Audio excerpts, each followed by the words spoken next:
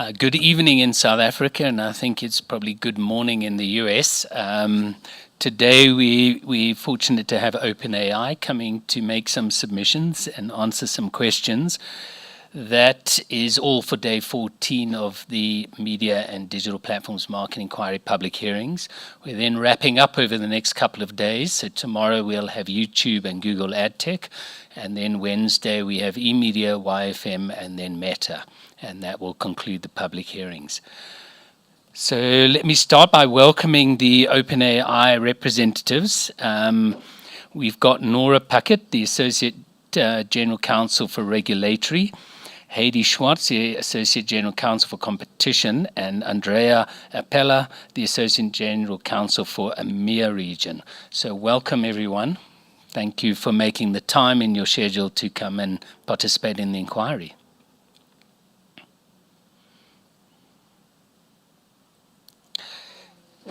Heidi, I think you're on mute.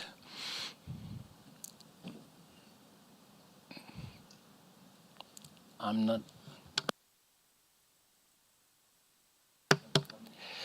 Sorry, Heidi, we're not getting the sound through. I'm just checking with our technical team. You seem to be able to hear me, but just checking if it's not with our technicals. Apologies for that.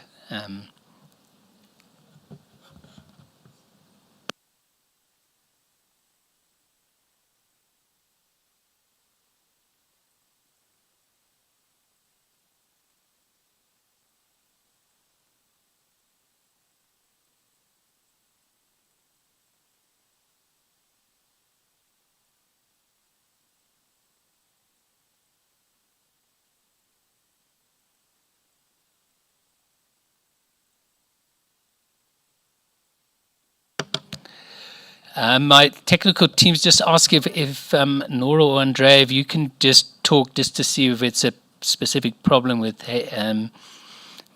Heidi or not. Hi, I'm trying to talk. Can you hear me? Okay. Yes, we can. No, thank you, Yes. Andrea. Can you hear me now? I can hear you now. Speakers. Yes. Okay. Okay, I had to switch speakers. Apologies for that. I had to switch computer speakers. No, don't apologize. It's good to know it happens to all of us, not just some of us who are less technically competent. So thank you. Should we check and make sure Nora can speak as well? If that's okay. Yeah, let's check and see if Nora can.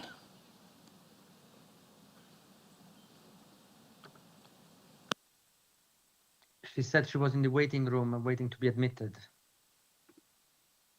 All right, she's back.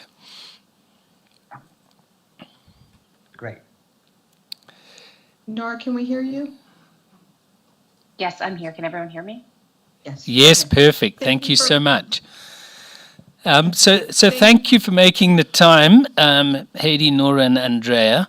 I'm James Hodge, and I have Paula Frey with the panel. Please call us James and Paula. And I believe you've got some introductory statements, and then we'll ask you some questions. That's wonderful. Thank you very much again for inviting us to participate in this and for giving us the opportunity to speak with you and those who are watching on the live stream. Just a little bit of introduction on myself. As you said, I am Associate General Counsel for Competition with OpenAI. I've been with the company a little under a year, or almost a year. Before that, I was a partner at a law firm, and before that, I was acting Deputy Director of the Federal Trade Commission's Bureau of Competition. So oversaw roughly half of the mergers and conduct cases that the FTC, that the U.S. Federal Trade Commission reviewed. Okay, I'm going to start our opening remarks, and at a certain point, Nora will take over, and then Andrea. So first, OpenAI appreciates the Commission's invitation to participate in the Media and Digital Platform Inquiry. We look forward to engaging with the Commission and stakeholders in South Africa about our company and our mission to create safe and socially beneficial artificial intelligence.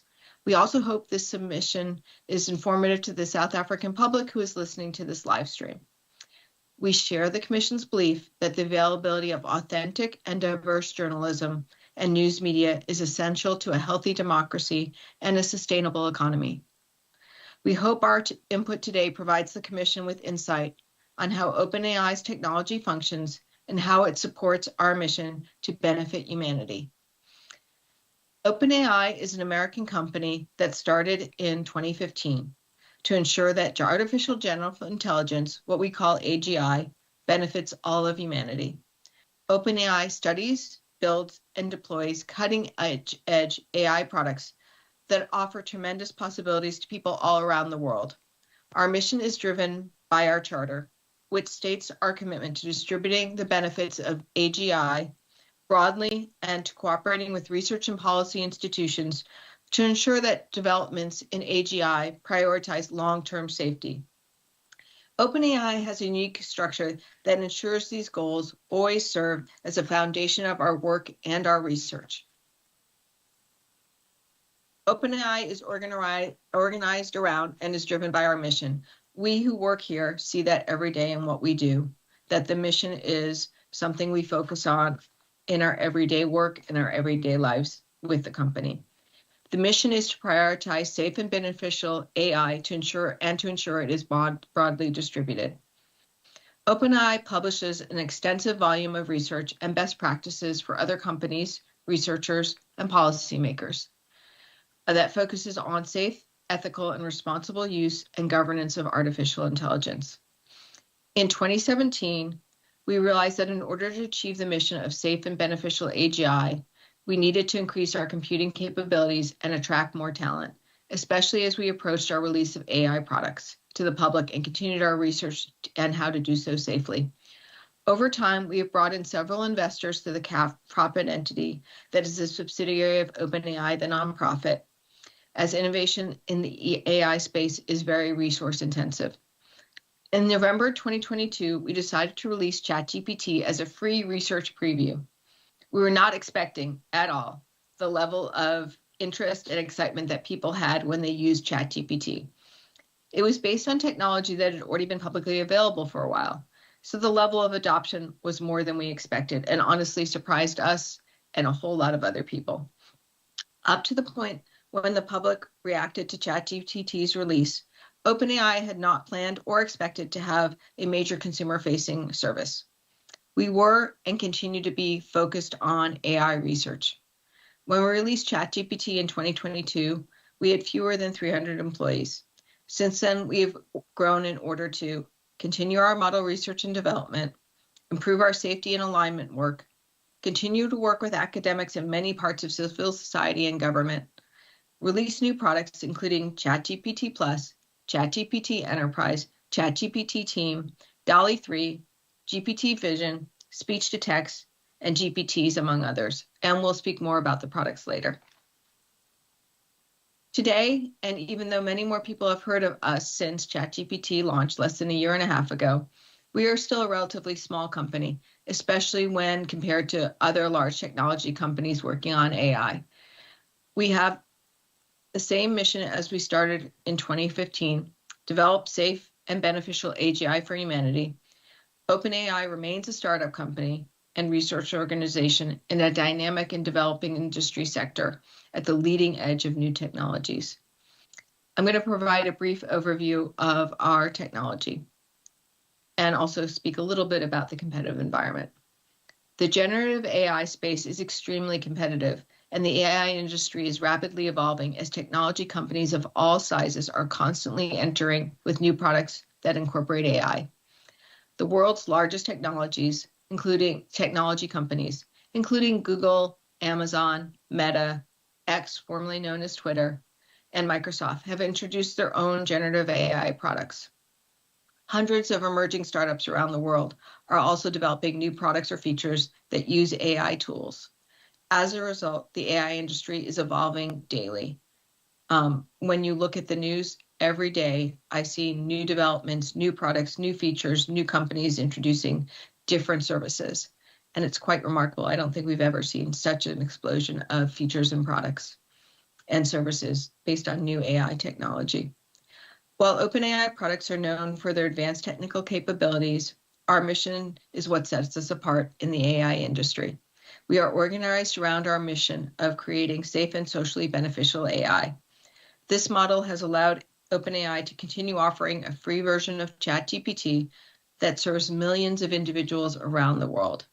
We do not sell our users' data, nor do we target them for advertising. And I'm going to repeat this because it's important to understand what the tech company is about. We do not sell users' data, nor do we target them for advertising. As part of our mission and our participation in the MDPMI, we believe it is critical for stakeholders and policymakers to understand the basis of how our technology and products function. We are one of the leading developers of large language models, LLMs, and other AI tools. We are aware that Professor Fikusi Maravate of the University of Pretoria provided a detailed explanation of LLMs and generative AI technology more generally. But we think it would be useful to provide a high-level overview of OpenAI's technology and our products. The current generation of AI models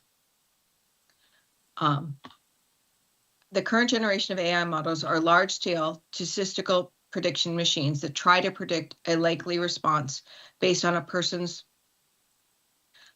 request or prompt. These models are similar to autocomplete functions on modern smartphones, emails, or word processing software, something that people are much more familiar with, but on a much larger and more complex scale. The model learns from reading or seeing data from around the world, about the world. This process improves the model's predictive capabilities until it can perform certain tasks like drafting, summaries, creating poems, or writing computer code. AI tools are not limited to text. They are also capable of learning statistical relationships between images and text descriptions. My computer just said somebody's computer is going to restart in 60 minutes. Hopefully not mine. Okay, going back. So AI models are not limited to just text. They can learn statistical relationships between images and text descriptions, and then generating new images based on natural language inputs. OpenAI's models are trained on a broad range of data that includes publicly available content, licensed content, and information that our users or human reviewers provide. Creating these models requires advanced algorithms, rich and diverse data to train the models, and substantial computing infrastructure for training and then operating the models for millions of users. After training is concluded, the model does not have access or refer to the training data. And this is important. I want to repeat this as well, that after training, the model does not have access or refer to the training data.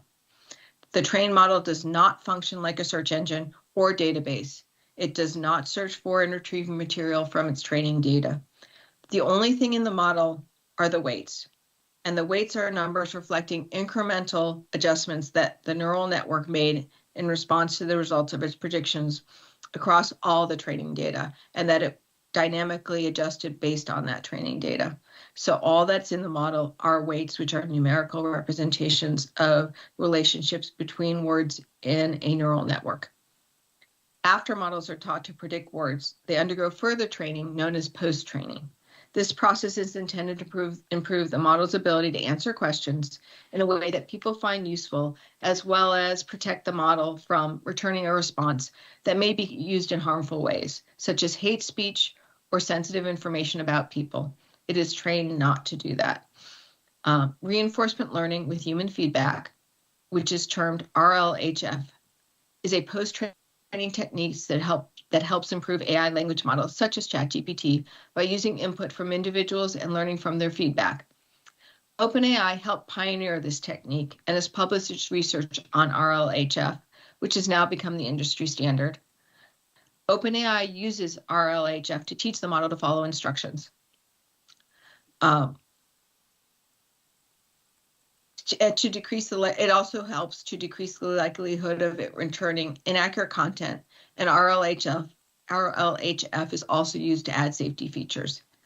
It does this by having people write sample answers or rate answers provided by the model, and provides those samples and ratings back to the model to follow up the training process.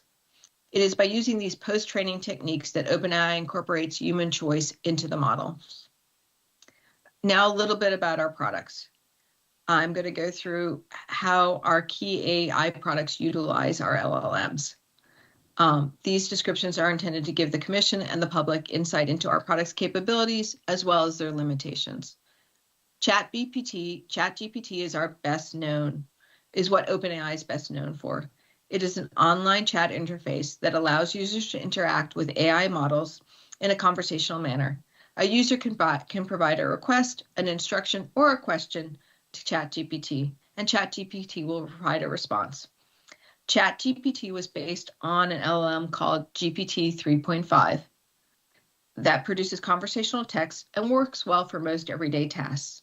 Since then, OpenAI has released GPT-4, a more advanced model, as we discussed below, that is available to ChatGPT paid subscribers. One second. Thank you. ChatGPT is already providing benefits to humanity.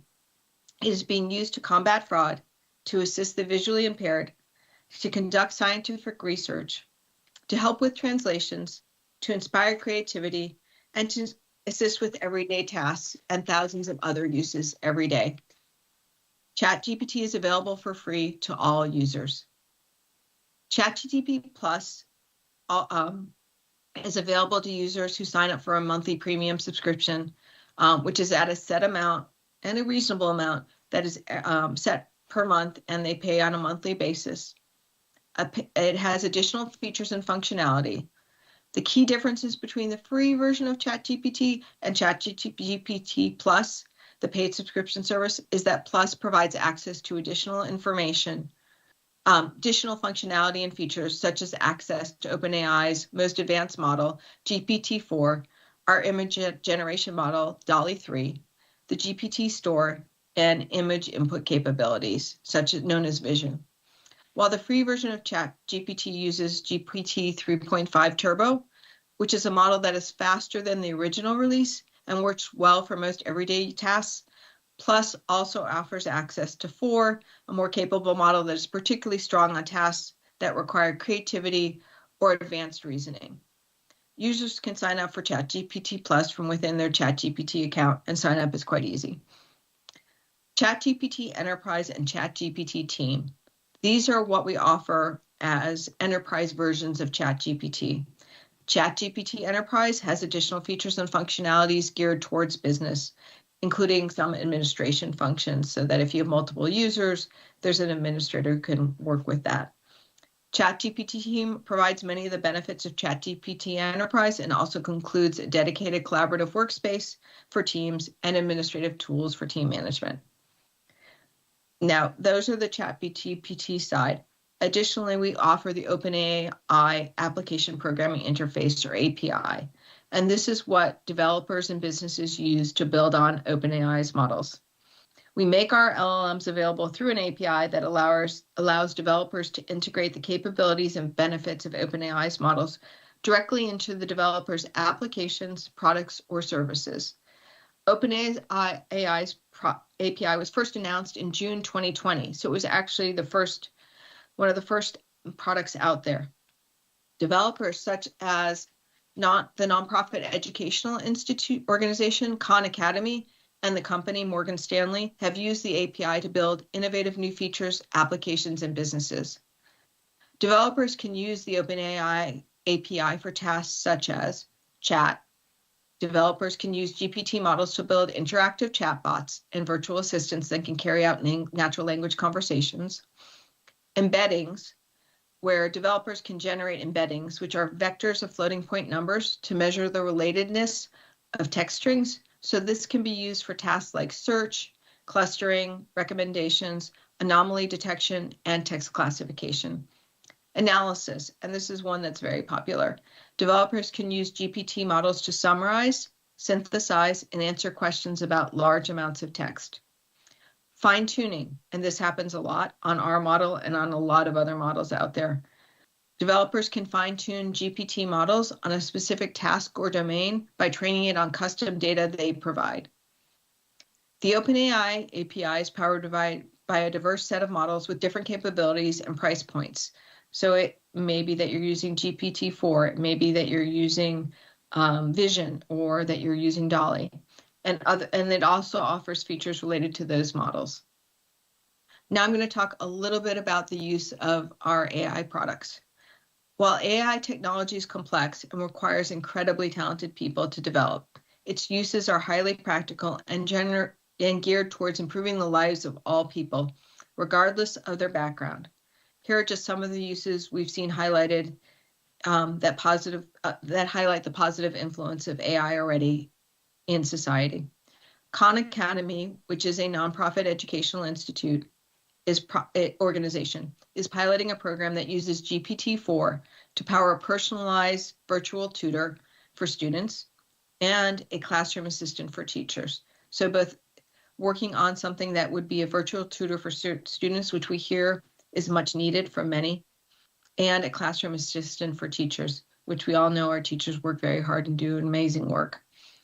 Digital Green, an NGO that empowers small farmers with technology, leveraged GPT-4 to create farmer.chat, a chatbot trained to provide rural farmers, including in Kenya and India, with expert advice on best practices for growing their crops and connecting with local suppliers. As of January 2024, farmer.chat is available in Hindi and Swahili and some other regional languages. An additional use is one where scientists whose first language is not the dominant language in their field can use ChatGPT to help translate research papers and draft communications with collaborators, increasing the potential for international research partnerships. A person with dyslexia can use ChatGPT as a tool to help write concise and professional sounding emails to clients.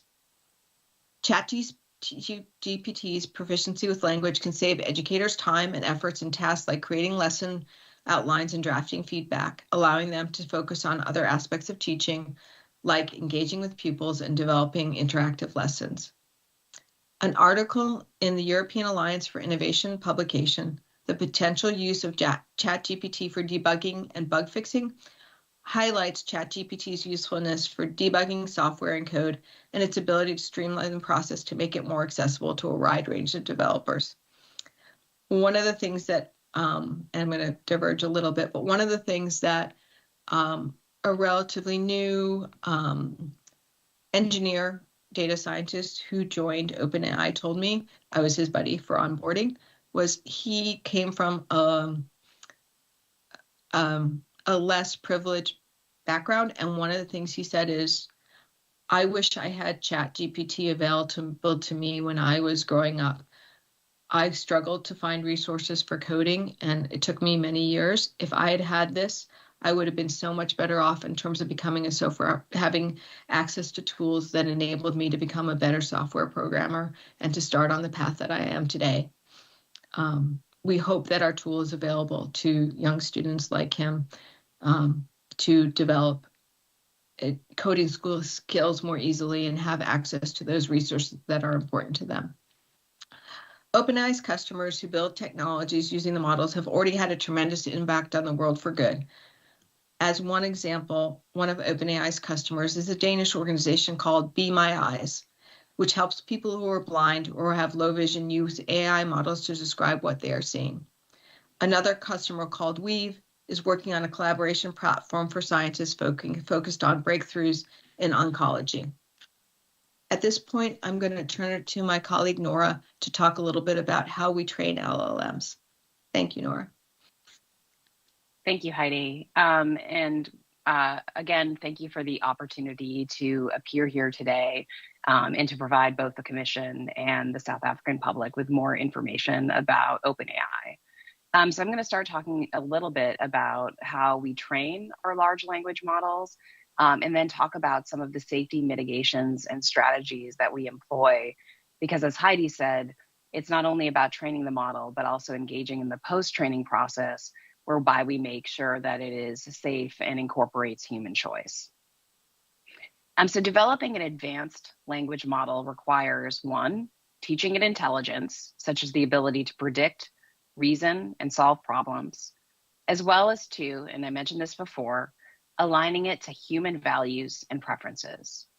Now, the former is done in a process called pre-training, And that involves showing the model a vast amount of human knowledge. And it usually takes months for this process to actually occur, just given the amount of data that's involved here. To then incorporate human choice into the model, OpenAI uses a second step called post-training, where it makes the model safer and more usable. Now, OpenAI's models are trained using information that's publicly available on the internet. We don't use information that's behind paywalls or from the so-called dark web. Information we access from third parties through commercial arrangements are also part of how we train the large language model.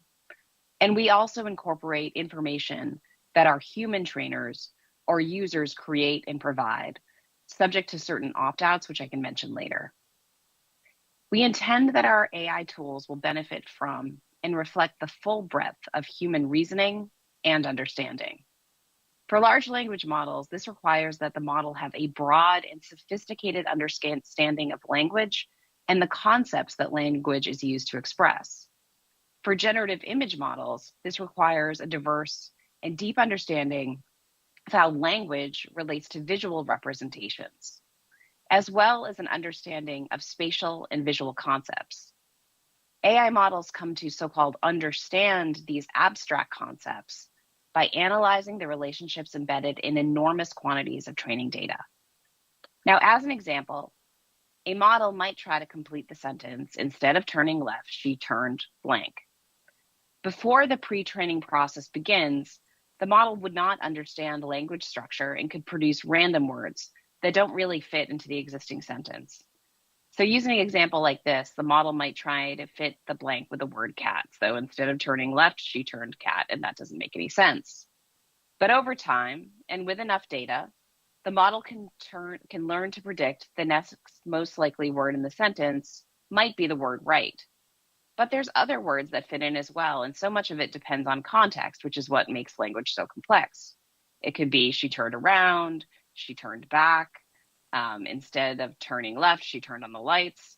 Because there are so many multiple possible words that come next, there's an element of randomness to each response, and responses to the same question may differ over time depending on what the user's asking, their needs, their context. Today's most capable large language models are trained on data sets containing trillions of words and billions of images.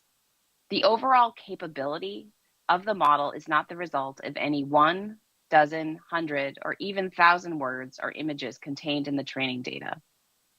Equally important is the diversity reflected in the training data. Words may be used differently by government agencies or in court opinions than they are in internet forum posts or in scientific articles. In order to research, analyze, and reflect the full breadth of human reasoning and understanding, AI models need to learn from as broad an array of examples as possible, be that news content, social media posts, or even blogs. The diversity and scale of the information on the internet is thus necessary for training a well-educated model. The more diverse the data set, the better. Using diverse data sets allow us to create well-educated models that reflect the full breadth of human reasoning and understanding across different cultures and countries. Now, I want to talk about something that Heidi emphasized quite a bit in some of her remarks, which is how we use personal data and information. Now, OpenAI does not use any personal information in training information to build profiles about people, to contact them, to advertise to them, to try to sell them anything, or to sell the information itself. So we are not in the business of selling personal information, as Heidi mentioned. OpenAI, and this is something that's disclosed in our privacy policy, processes users' data when they create an account and use services such as ChatGPT, and that's just necessary in order for the product to be able to function. OpenAI collects that data directly from users when they create their account and automatically from their use of ChatGPT. And again, these are all kind of collections that we do disclose in our privacy policy. OpenAI uses content generated by its users to improve model performance unless the user opt-outs of such usage. ChatGPT, for instance, improves by further training on the conversations that people who have chosen not to opt it out have with it.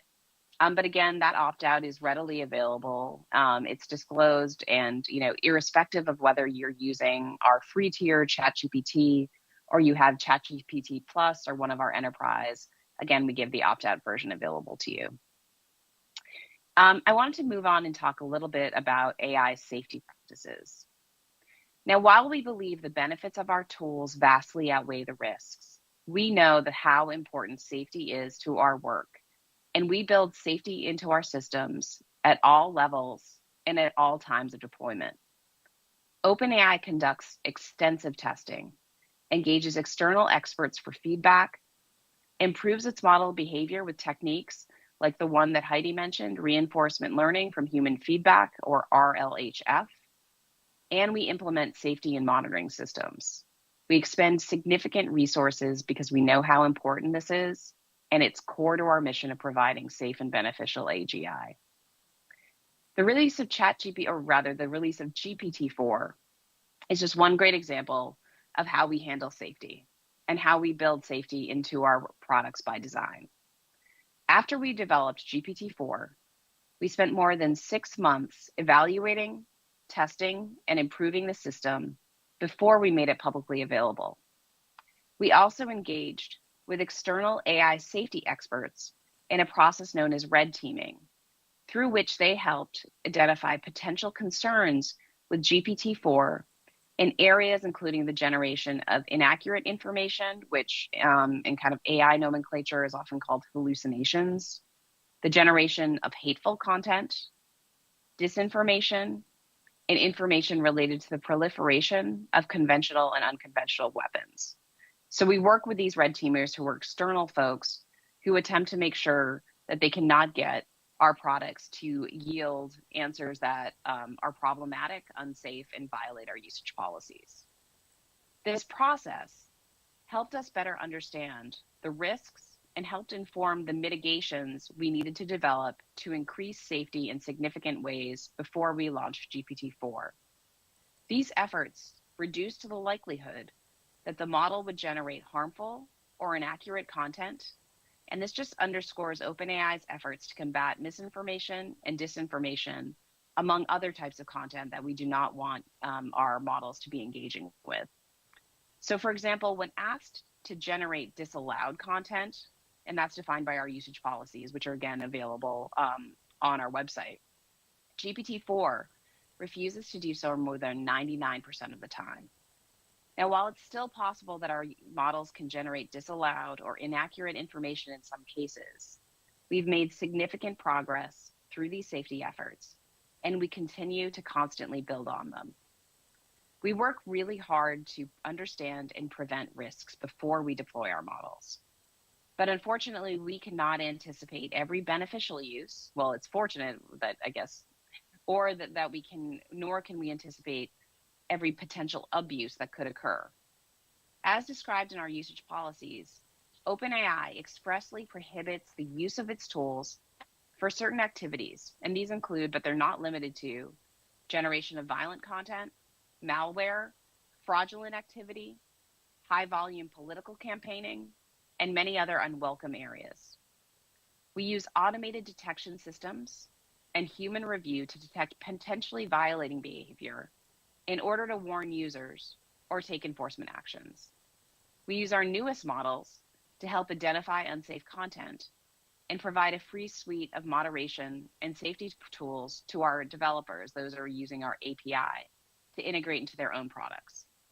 We're continuously updating and improving our models and our products based on feedback from customers, users, the public, and other stakeholder groups, including the government. One area of particular concern is the one I mentioned earlier, which is ensuring the accuracy of our models. Now, our models do not answer queries, and this is something that Heidi spoke to, by retrieving or accessing data in a database or on the web. So they predict answers based in large part on the likelihood of words appearing in connection with one another. And this is the concept where it's not a database, it's not the training set, but rather what the model is accessing is just a series of numbers that are weighted. So it's not as though it's going back to like all of the text. Now, in some circumstances, the most likely words that appear near each other may not be the most accurate ones, and the outputs of ChatGPT or other AI tools may not always be accurate. Improving factual accuracy is a significant focus for OpenAI and many other AI researchers, and we continue to make progress. We've improved the factual accuracy of GPT-4, which is 40% more likely to produce factual content than GPT 3.5.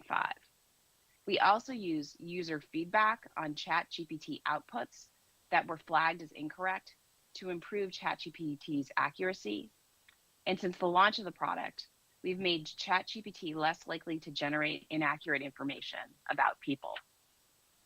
We strive to make it clear that its answers may not always be factually accurate, and we inform users of that when they sign up to use ChatGPT and consistently as they interact with it. And so we include disclaimers about the potential for factual inaccuracy every time that you engage with the product. Indeed, the first blog post that announced ChatGPT in November 2022 informed users that it could produce plausible sounding but incorrect or nonsensical answers. Minimizing inaccurate responses is an active research question that we and other AI labs are working on, and we're optimistic about the techniques we're using to help address this issue. Part of the issue with inaccurate information also includes disinformation, and we recognize the potential for AI tools to contribute to disinformation campaigns. Fighting disinformation takes a whole of society approach, and OpenAI has engaged with industry researchers, peers, early on to understand how our tools might be used to spread disinformation. We've published work with researchers from Stanford and Georgetown universities highlighting risks that could arise from disinformation campaigns using large language models, as well as a set of potential policy tools that might help address the issue, such as content provenance standards. Our usage policies, moreover, expressly prohibit the use of tools to generate violent content, malware, fraudulent activity, high-volume political campaigning, and other areas. But generating content, as you might do through the use of a product like ChatGPT, is only one part of the disinformation life cycle. False or misleading information also requires distribution to cause significant harm. We will continue to explore partnerships with industry and researchers, as well as with governments, that combat the full disinformation life cycle. I also wanted to touch on the issue of copyright. OpenAI complies with copyright law in training our models. As discussed above, the model training process is designed to teach the model the basics of language and how those concepts relate to objects in the real world. Those basic building blocks of knowledge belong to all of us. And the copyright laws of many jurisdictions recognize this principle by providing limitations and exceptions that protect, for example, text and data mining uses of copyrighted works, including for AI training. In some jurisdictions, this concept is captured by fair use. In others, an explicit text and data mining exception applies. All frontier model developers, not just OpenAI, rely on these limitations and these exceptions in training their AI models, and billions have been invested in AI ventures in reliance on these principles. But that being said, OpenAI is committed to going beyond what the law requires to address the concerns of copyright owners. For example, we have led the AI industry in providing a simple opt-out process for publishers to prevent our tools from accessing their sites for AI training purposes, and provide a similar opt-out for images. We have also engaged in numerous productive dialogues with rights holders, including authors and music publishers, and asked them to identify sites on the internet for exclusion from being accessed for AI training purposes. We also believe that generative AI tools will be a boon to creators and creativity. The legacy of new technologies in both the 20th and 21st centuries has been to spur creativity, increasing both the number of creators and the diversity of creative works. Generative AI will be no exception. AI tools promise to significantly democratize creativity and can enhance the productivity of both professional and amateur creators. For example, millions who previously lacked the skills and trainings to turn their ideas into images are now able to do so with tools like DALL-E. By democratizing the capacity to create, AI tools will expand the quantity diversity, and quality of creative works in both the commercial and non-commercial spheres. This can invigorate all creators, including those employed by the existing copyright industries, as well as tools to increase worker productivity. They can lower the cost of production, stimulate creativity by making it easier to brainstorm, prototype, iterate, and share ideas. We're aware that part of the inquiry that the Commission has been asking about is the provision of different tools in local languages. And so to address the Commission's interest in the availability of information in local languages, we want to highlight some of OpenAI's progress with language representation and learning. And again, OpenAI is a fairly new company, so we are continuing to innovate and progress every day. ChatGPT demonstrates strong performance in multilingual capabilities, particularly in providing translations for widely used foreign languages. In addition, OpenAI offers something called Whisper, which is a general purpose speech recognition model that can perform multilingual speech recognition as well as translation and language identification. The training data used to develop Whisper include 117,000 hours of audio and transcripts across 98 different non-English languages. We have partnerships with language learning companies like Duolingo to provide AI tools that can make learning foreign languages easier and more interactive. We also directly partnered with the government of Iceland on a project to help preserve native Icelandic languages. While OpenAI is continuing to improve its capabilities with foreign languages and regional dialects, we continue to work to plan to support ChatGPT in 9 additional languages beyond English. These include 2 Chinese dialects, Spanish, French, German, Italian, Russian, Portuguese, and Japanese. And I'm going to turn it over to my colleague, Andrea. I recognize I did not introduce myself, so I will do it at the end. I'm Nora Puckett. I'm Associate General Counsel at OpenAI. Before OpenAI, I was an in-house lawyer at a tech company for about a decade. And then before that, I was at law firms in New York and in San Francisco. So thank you again for being here, and I'll turn it over to Andrea. Yes. Thank you very much. I hope you can hear me okay. I'm Andrea Pella, Associate General Counsel for EMEA. I joined the company actually 2 weeks ago. Prior to joining OpenAI, I was in the content, media, and entertainment industry for many years in-house, most recently at Netflix, and before that at News Corporation, Fox, Warner Bros. I'm also a visiting professor at King's College in London. I'm going to turn to the topic of our relationship with news publishers and therefore OpenAI and news content, which is also one of the main topics of your inquiry. And thanks again for the opportunity. OpenAI in the past has transparently disclosed to users that ChatGPT does not provide recent information due to its cutoff dates for its language models. As a result, ChatGPT does not present itself to users as a direct source of news content, although news may be available through other offerings such as Browse with Bing. And this is a very important point. While OpenAI's introduction of the Browse with Bing allows ChatGPT Plus subscribers to pull some news information within ChatGPT, links are provided directly to the news source. We believe it is paramount that owners of content on the internet have the ability to determine how their content is used. And as we discussed earlier, OpenAI was the first to introduce opt-outs in August 2023 for content publishers who wish to prevent web crawling of their websites. And here there are very helpful statistics that could be useful for your inquiry. According to publicly available information, nearly 20% of the top 1,000 websites in the world blocked crawler bots from accessing web data for AI services within a few weeks of OpenAI announcing its GPT bot opt-out. There is also some recent public reporting indicating that 48% of the most widely used news websites across 10 countries implemented the opt-out to block OpenAI's GPT bot crawlers by the end of 2023. And the DALL-E also declines requests for images in the style of leading artists. I would like now to turn on the topic of partnerships with international news media organizations. OpenAI is committed to collaborating with news media organizations around the world and to creating new opportunities for publishers to benefit from AI products. We have met with dozens of publishers, as well as leading industry organizations like the World Association of News Publishers, to explore opportunities, discuss their concerns, and provide solutions. We aim to learn, educate, listen to feedback, and adapt. Our goals are to support a healthy news ecosystem, be a good partner, and create mutually beneficial opportunities. With this in mind, we have pursued partnerships with news organizations to achieve these objectives. First, we deploy our products to benefit and support reporters and editors by assisting with time-consuming tasks like analyzing voluminous public records and translating stories. Second, we ensure that our LLMs are trained with authentic news so that GBTs produce reliable and accurate responses. Third, we teach our AI models about the world by training on additional historical, non-publicly available content.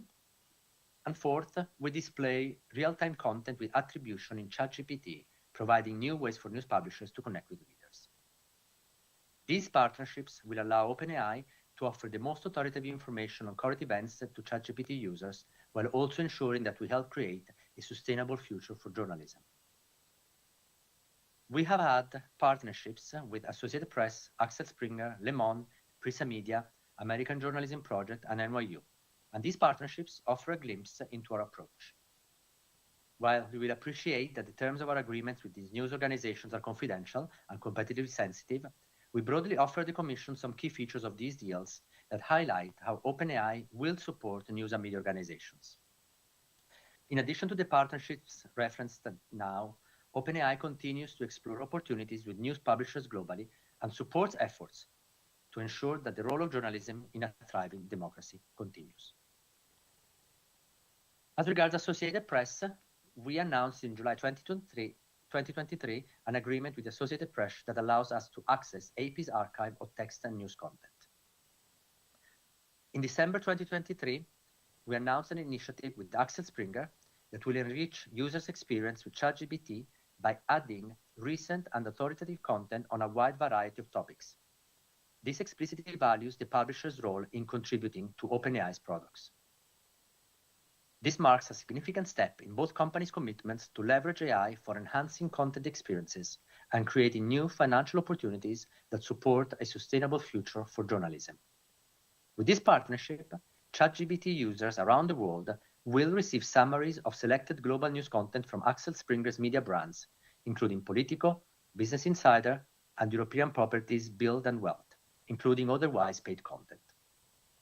ChatGPT's answers to user queries will include attribution and links to the full articles for transparency and further information. In addition, the partnership supports Axel Springer's existing AI-driven ventures that build upon OpenAI's technology.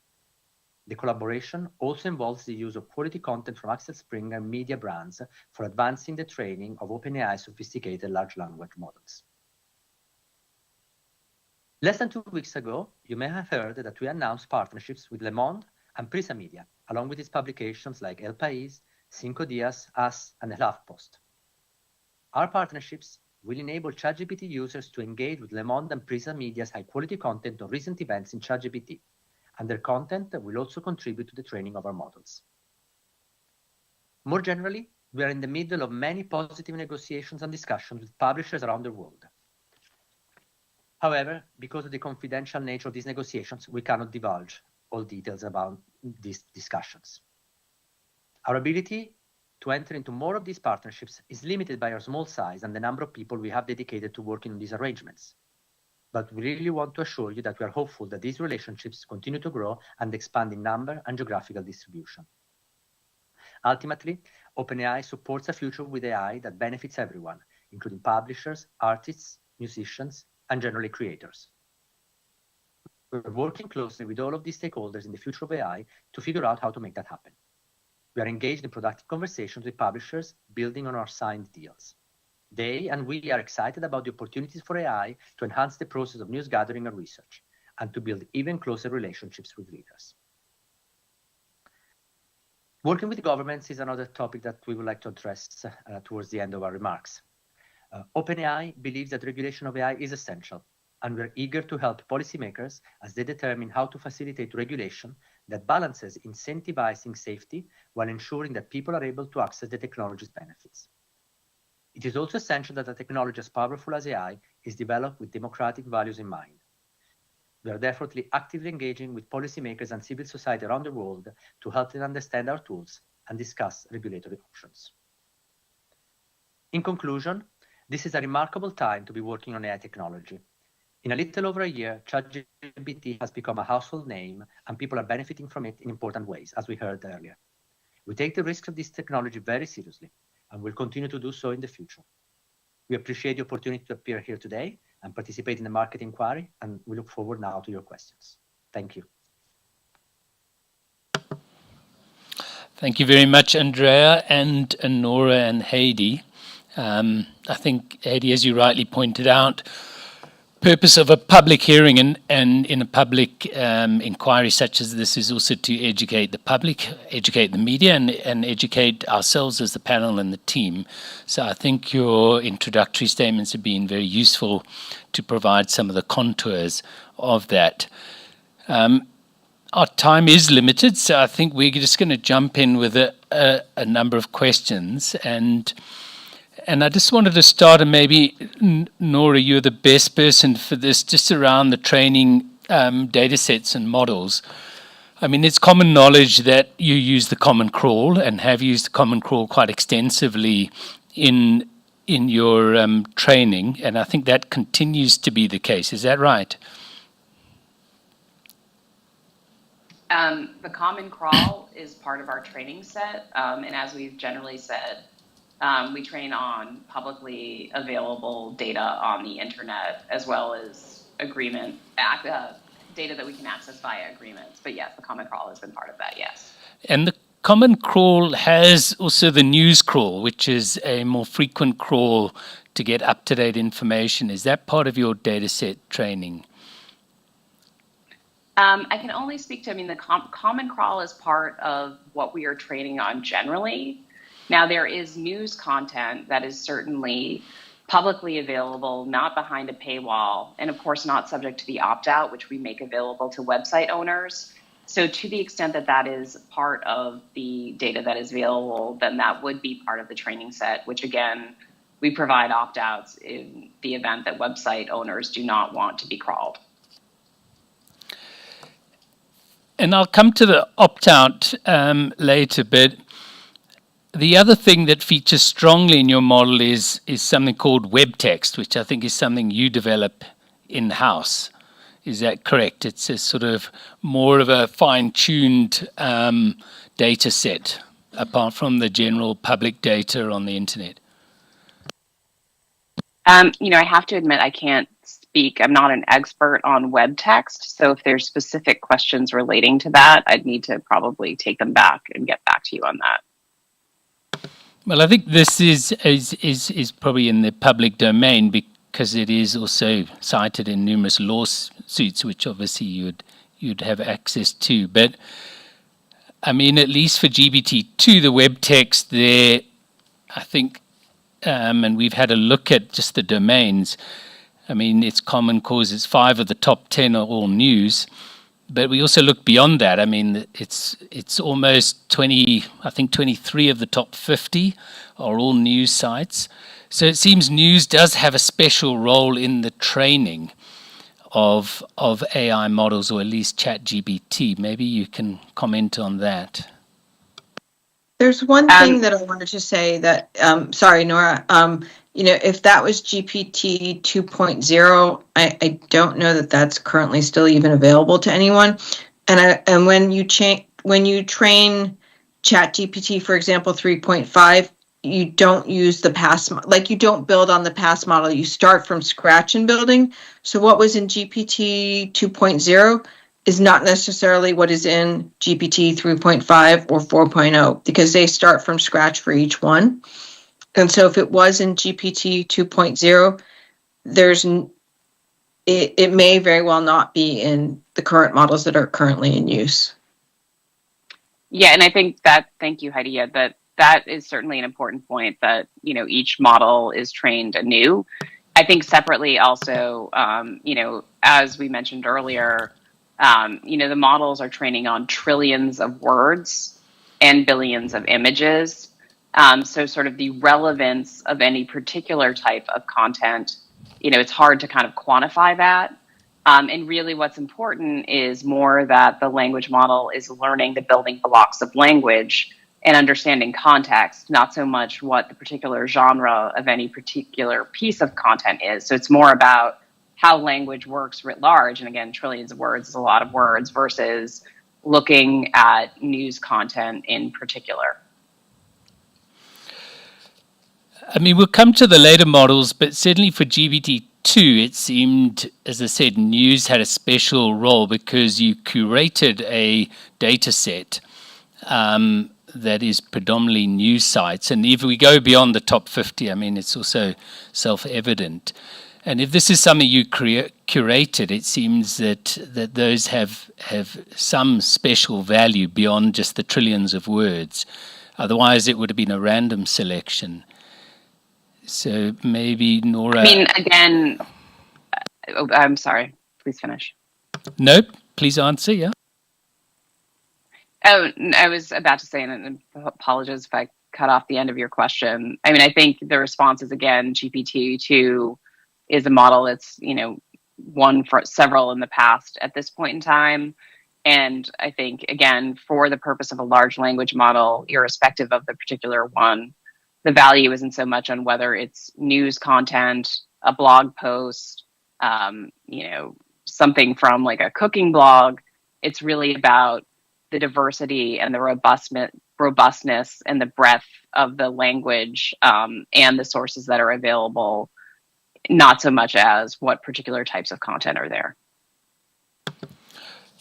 Look, I think... And again, as Heidi noted... Oh, I'm sorry. As Heidi also noted, and I think this is important to remember, the model doesn't work like a database, and it's not something that the ChatGPT is going back to, the training data as such, right? It's about words and weights that are given to those words and certain numerical parameters that it is using to inform how it predicts how to respond to a certain question.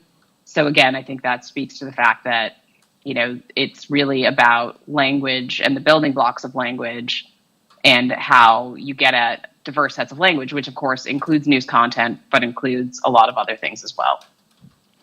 No, and I'm sure there's many other sources. I mean, I would just, for the inquiry, a curated data set that specifically picks out the news, it's hard to ignore that as a factual outcome of what you may deem important. And of course, we know the risk of the common crawl is hate speech and other undesirable aspects, but also journalistic standards around grammar and accuracy have values which seem to be something you're pursuing as well. But I think on the sort of more recent models, the problem is that you've not released what is in WebText 2, which accounts for, from what I understand from your website, 22% of the inputs into GPT-3. And so we're none the wiser on that. And for GPT-4, I think OpenAI has not even said what data sets it's using, and that is an open question that many are asking.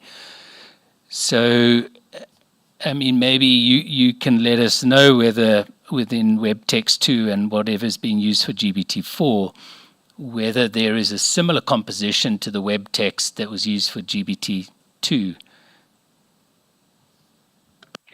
So I think in terms of training, I can say in large part what we have earlier indicated, both in our submission and our remarks earlier, which are that we train on publicly available data on the internet. That includes a common crawl. It's data that's not behind a paywall or a dark web.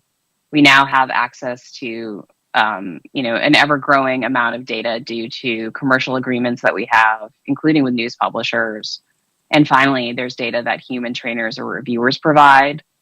Beyond that, in getting into more detail, some of that is competitively sensitive. So I don't know that I can speak to other aspects of the mixture of what might be in our training set.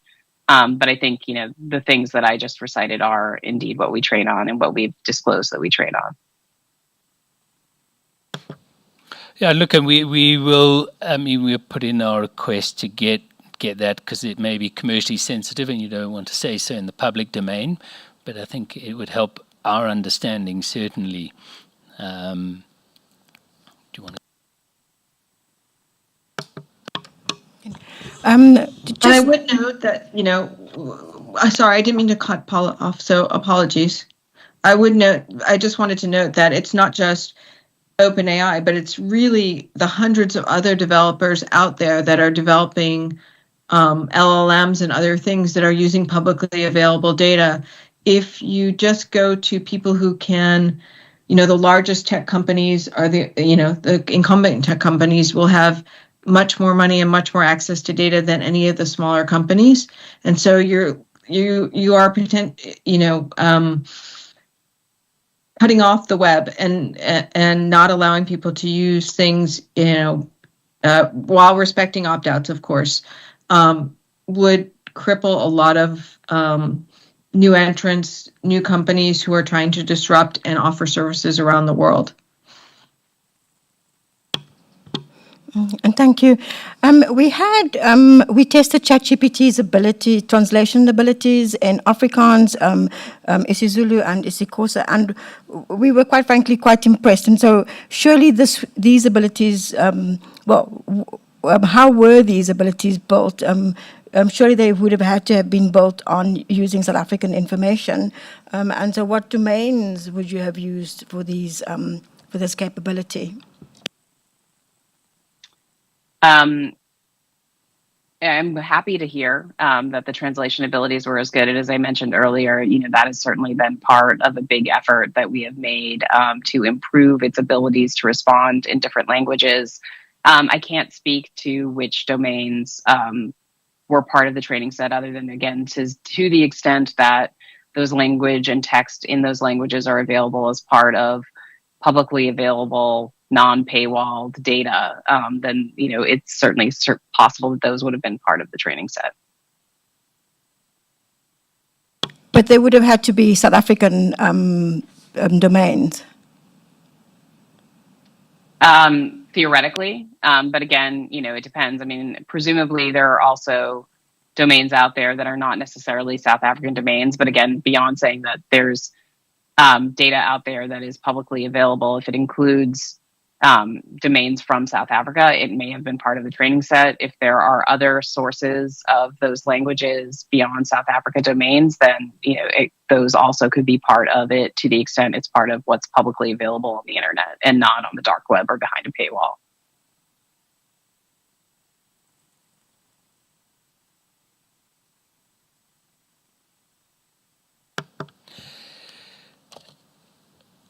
I mean, it's well known that you have a close relationship with Microsoft. I think they have a share in the for-profit, but you've obviously partnered on various things. So we had Microsoft here talking about Bing Search and also Bing Copilot. And Microsoft had indicated that the way that relationship works is that your LLM has access to their Bing search index, or the indexing of the web, and uses that to respond to queries in Copilot, and may ascribe certain sources to those answers. I just wanted to understand from a training perspective and the relationship with that Bing search index, and whether that is used in the training. Because on the flip side, you've got Browse with Bing as part of your ChatGPT 4 features as well that people can opt into. Right. So for chat, what Microsoft does with Copilot is what Microsoft does with Copilot is different, and OpenAI. Microsoft uses our models, but how they integrate it into Copilot and other products is Microsoft's, is on the Microsoft side of things, and we have no influence or access to that, or that is their products. That is how they integrate the models. That is what they are doing. For OpenAI, when we have Browse with Bing, we are using the Microsoft API. The Microsoft Bing API, that is, other companies also use that. So when we browse with Bing, it's using the Microsoft API. It is not using the Microsoft index, and the index has not been used to train our models. Thank you. I think that helps for us to understand how that relationship works. So I assume much like other search engines that use Bing as a backend. You're saying it's the same API access. And so if a user has sort of allowed ChatGPT to use its interactions to train ChatGPT, which is one of the opt-in or not opt-out options, then would that also apply to that engagement with Browse with Bing?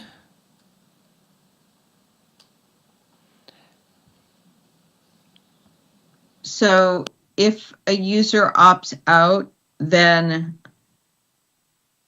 all the user data on that OpenAI has access to is they can opt out of it. And obviously, I think we might have mentioned, but if not, I'll go ahead and mention for ChatGPT Enterprise and ChatGPT Teams, we do not train on those interactions or data.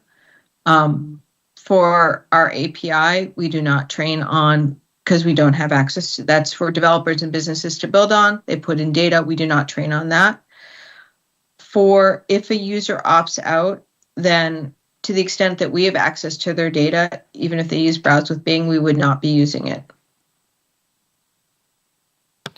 So if I gave permission to ChatGPT that you could train on my interactions, you're saying that if I invoke the Browse with Bing feature in one of my conversations because it was looking for something current, you would still not train on that? No, we might, if you haven't opted out of that and we had that interaction and let's say you put a thumbs up or a thumbs down about the return that you got from that, we would potentially train on that. And you do have license. Just one. Sorry. Yes, Nora, go ahead. My apologies. Yes, just one other point about those who are users who opt in for their interactions being available to us for training, that is de-identified. So it's not actually tethered to any particular user. So I think that's just one other thing to note from the perspective that it's not like if I'm interacting with ChatGPT and asking questions, it's not as though that is recorded somewhere. It's just the pure interaction itself that is de-identified and later used as training if one does not choose to opt out. No, I think we understand that. I suppose you're just looking at how that interaction works to further develop the model and improve it. But you also do pay for access to other data sets in the normal course. So you've mentioned some of your publisher deals, but you've also done deals with others that have data, such as I think Shutterbox is one. So do you have any other deals with Microsoft around some of their data sets that would be purely commercial relationship, not linked to the products themselves? I don't think we are in a position to discuss our commercial relationships that we like that in detail in a public forum. All right. As it's competitively sensitive. All right, but you're not able to say that you don't have such a relationship at this point. Directly to the commission, I don't think any other companies would be comfortable talking about their competitively sensitive commercial relationships in a public forum. And we are similar to other companies where competitively sensitive information is not something we like to discuss publicly. No, I hear you, Heidi. I suppose I'm just surprised because some of your others are very public, and so we just thought that maybe something you can speak to around what data sets you are privately accessing. I would not assume that we are accessing them, but we prefer to not have that in a public forum. All right, and I see the latest feature on ChatGPT is a YouTube video summarizer. Is this again, part of that relationship with Microsoft, that you have, I assume, API access to YouTube. Would that be right? I'm not aware that we have something that's called a U2 summarizer. There are, obviously, YouTube is not a Microsoft product, is not a Microsoft property. We do have things that can summarize all different kinds of content. And what R and other generative AI systems are good at, one of the things is summarization of all different types of data and information. So it's possible that's it. I'm not aware we have a YouTube summarizer. It is possible that you're referring to something called, which is a GPT that has been built. There's a lot of different GPTs that are designed to enable people to interact with our generative AI models in a easier to use way. There's one that sort of says, draw me a color book page for my kids, things like that, where it's much easier. You don't have to write it. You can just say, draw me a color book page of this, this, and this, and it will do it. And it's kind of fun for the kids, or very fun for the kids. And it makes it a lot easier for you. It's possible. And I'm just speculating because I'm not aware of what exactly you're speaking to. No, it's fair enough. I just want to go to the blocking of the GBT bot. So, I mean, Nora, you had indicated already that Common Crawl is one of the data sets that you use and continue to use. And obviously that has, I think, petabits of data, so it is a very large resource. And as you rightly said, many are also using it. And that crawls the internet already and gets a lot of the information. So what is the GBT bot's purpose if a lot of the public internet data, as you call it, is available through the Common Crawl to you already?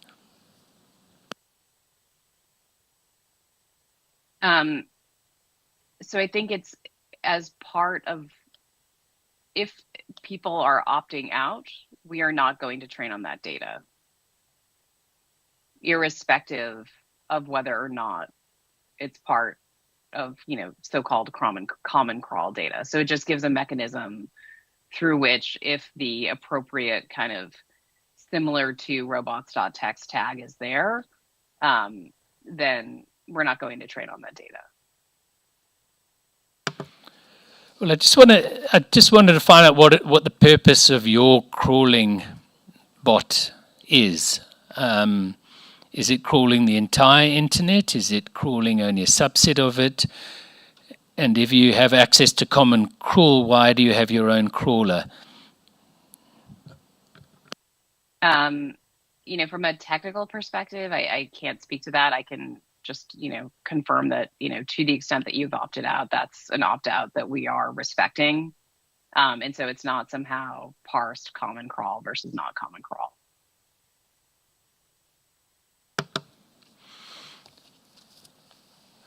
Yeah, I mean, I think we have seen with some of the bots from other AI companies, some of them are more focused on recent up-to-date information that changes frequently, such as news, in order to give real-time responses.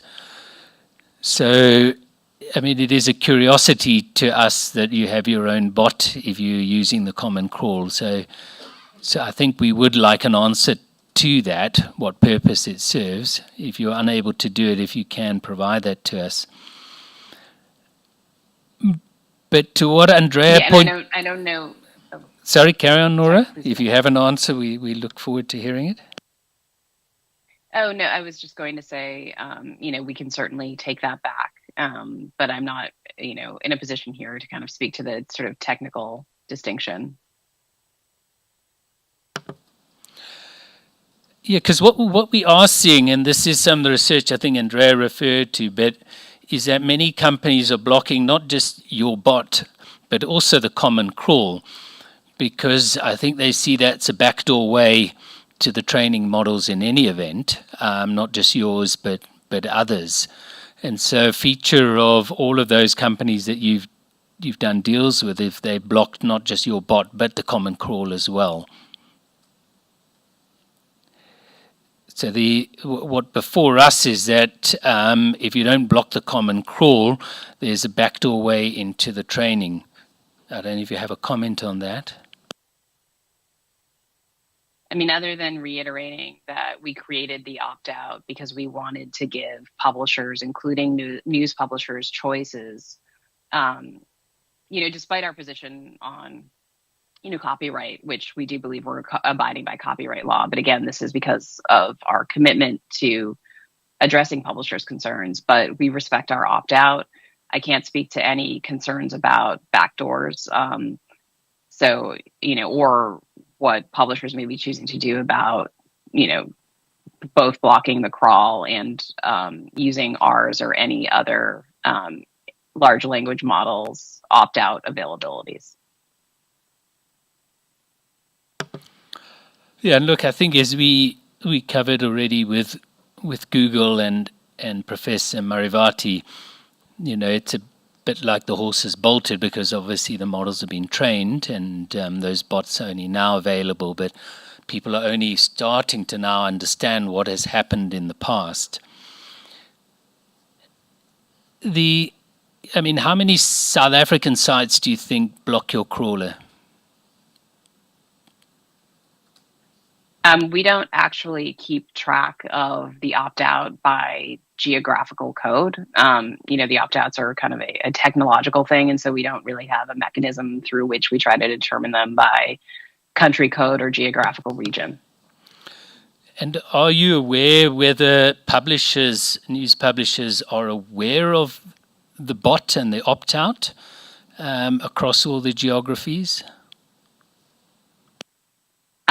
The only thing I can mention, which was something that I think Andrea spoke to in his remarks, was there is publicly available information that suggests that the opt-out is being fairly widely used.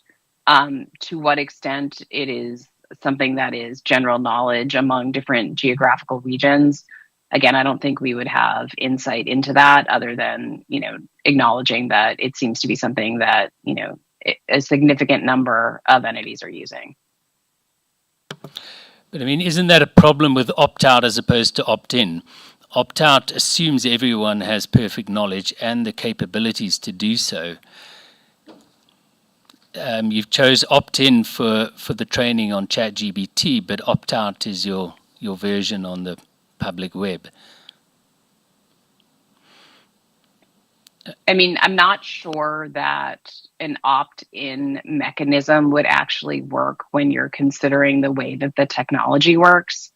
The crawl that has been used, for several decades now when it comes to, what, for example, search engines are doing, sort of needs to be based on an opt-out basis in order for it to just kind of function.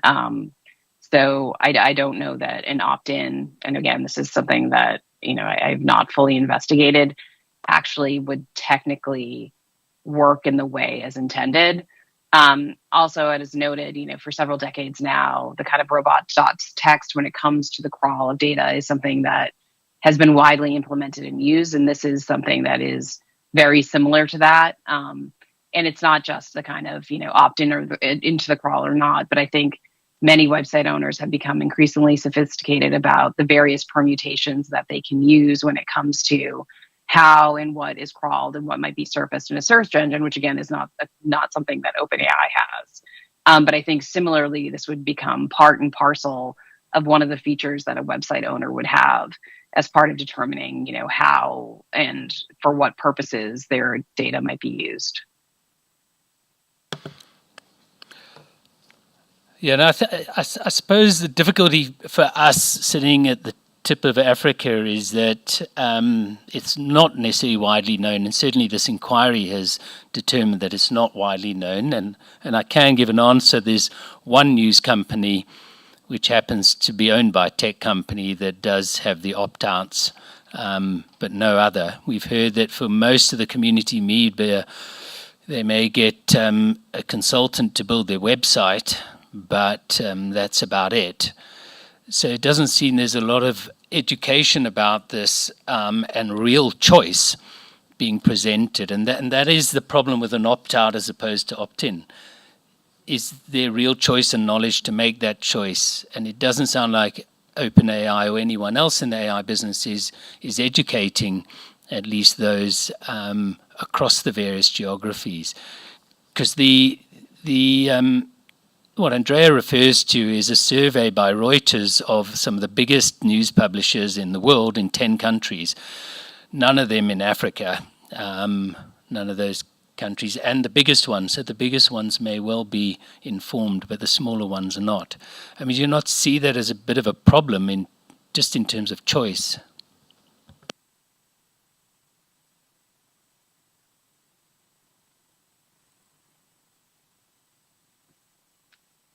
Heidi, I think you're on. Sorry, Heidi, I think we can't hear you. Sorry.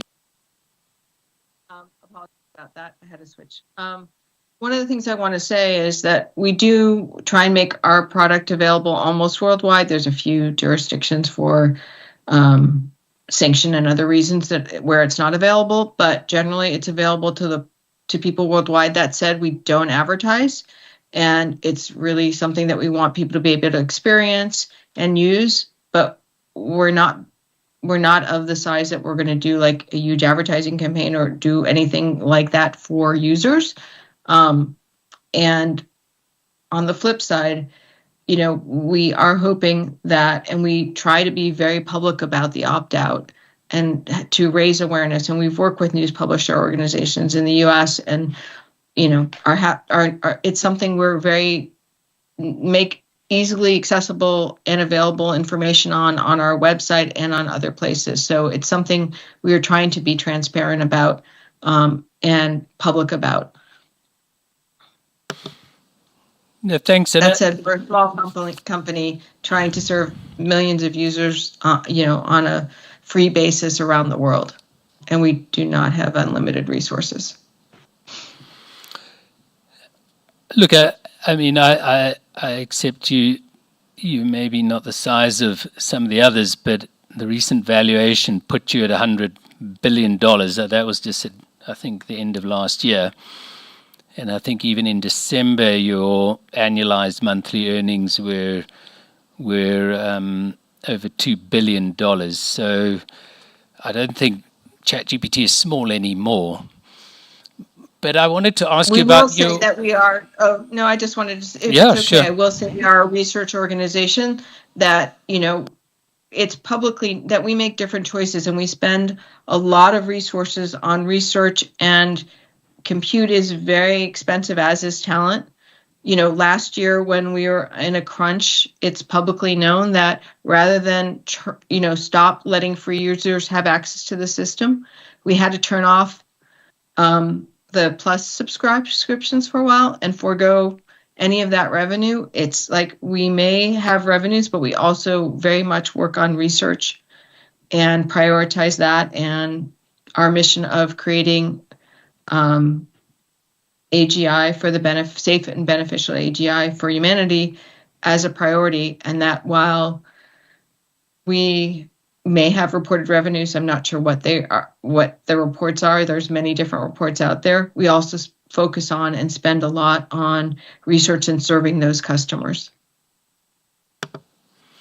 No, I'm sure you do spend a lot of research, and that is the typical startup. You invest, and you're looking at the future earning stream, and that's built into your valuation. So the future does look quite bright. I just wanted to ask, I mean, Andrea, you mentioned about the sort of engagements with media. Have you had any engagements with the media in South Africa? As I was saying earlier, we're very committed to engaging with as many publishers as possible, and depending on our resources and priorities, I think we would welcome in engaging in productive dialogues also with publishers in South Africa.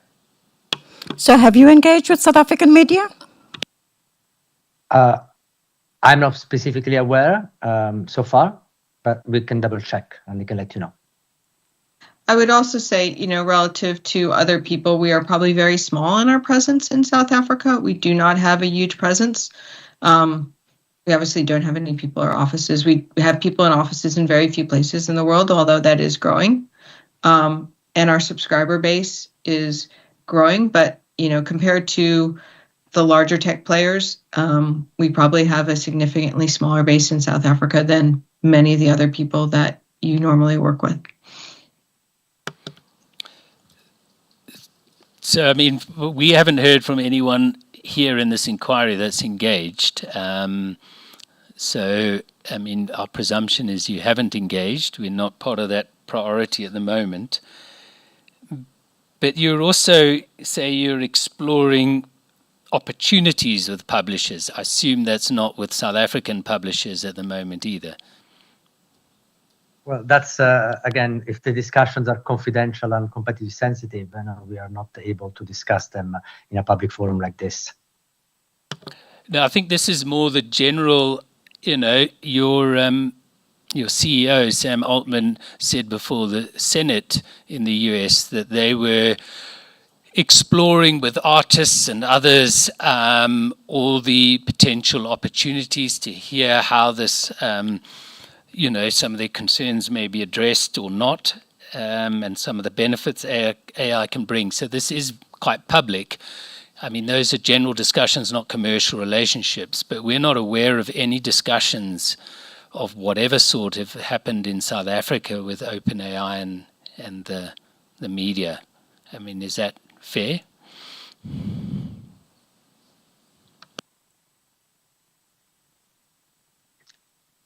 I think, as we were saying, we are very much committed to working with creators and news publishers and the content world to make sure that everybody can benefit from AI in advancing the technology and in building mutually beneficial relationships. We had some deals with publishers. The discussions are ongoing. We are open to dialogue. We don't want to destroy and replace the traditional industries. It's just a matter of resources and the opportunities to engage as much as possible. As Heidi said, we are a small team. So, of course, we will welcome the opportunity to engage with South African players if that comes up. Andrea, I'm personally not aware. If you can. Sorry, I was going to say, if you can't cite an example from South Africa, do you have an example of your commitment from Africa, from the rest of the continent? I would have to double check and get back to you on that. I mean, we recognize we have only, a handful of announced partnerships. It's a very, we have limited numbers of employees, limited numbers of resources.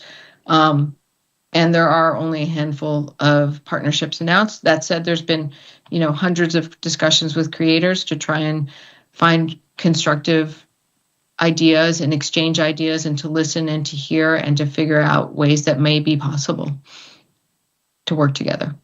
I mean, one of the biggest concerns around AI is really that the models might in some ways perpetuate existing societal biases. And so I'm quite interested to know what OpenAI is doing in order to train a balanced model, one that has real context from the global south, from Africa. I mean, I think we are very aware of the potential risk of, be it bias or discrimination that can come from the implementation of AI models. And I think some of the safety mitigation strategies that I talked about earlier are the ones that we are employing to help ensure that our models do not reproduce, that kind of bias, discriminatory, or, hopefully not, hateful speech. So those include, from a training perspective and before we deploy our models, various strategies like engaging external experts, red teaming to make sure their models are engaging in a way that is consistent with our usage policies, which try to prevent that kind of content. And then, after we actually do deploy, to make sure that we continue to align the models through, for example, reinforcement learning from human feedback, any reports that we get. And so it is something that we take seriously and expend a lot of time. And, it's both trying to get it right up front, and then once the model's out in the world, taking all the reports that we're getting and continuing to iterate so that we have a model that isn't expressing that kind of bias.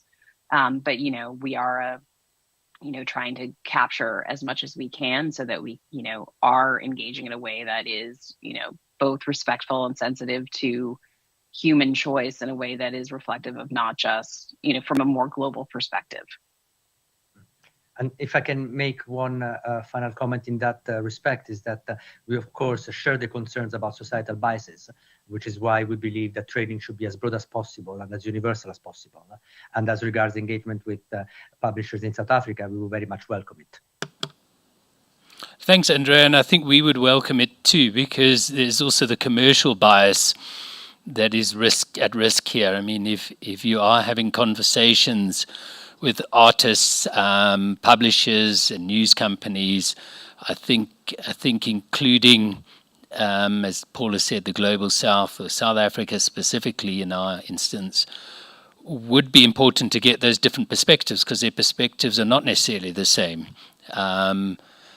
So I think it is an invitation, and I think OpenAI should engage, and certainly as part of this inquiry, we would like to hear that engagement with the publishers and to see their perspectives on it.